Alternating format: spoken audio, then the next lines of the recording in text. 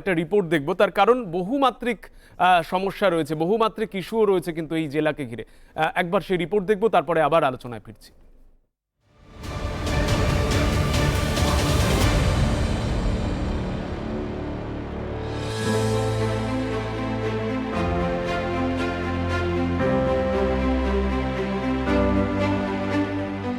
আয়তনের দিক থেকে রাজ্যের বৃহত্তম জেলা দক্ষিণ চব্বিশ পরগনা এবং জনসংখ্যার দিক থেকেও এই জেলা দ্বিতীয় বৃহত্তম।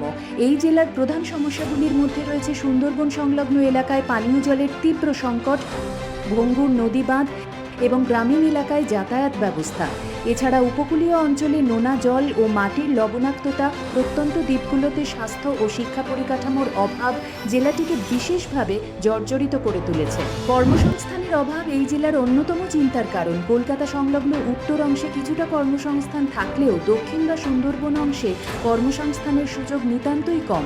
পর্যাপ্ত শিল্প স্থাপন না হওয়ায় স্থানীয় তরুণ প্রজন্মের জন্য কাজের অভাব রয়েছে।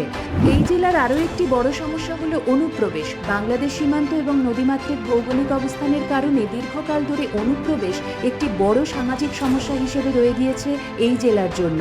সীমান্ত এলাকা দিয়ে অবাধ যাতায়াতের ফলে এলাকায় আইন শৃঙ্খলার অবনতি ও চোরাচালানের মতো ঘটনা ঘটছে।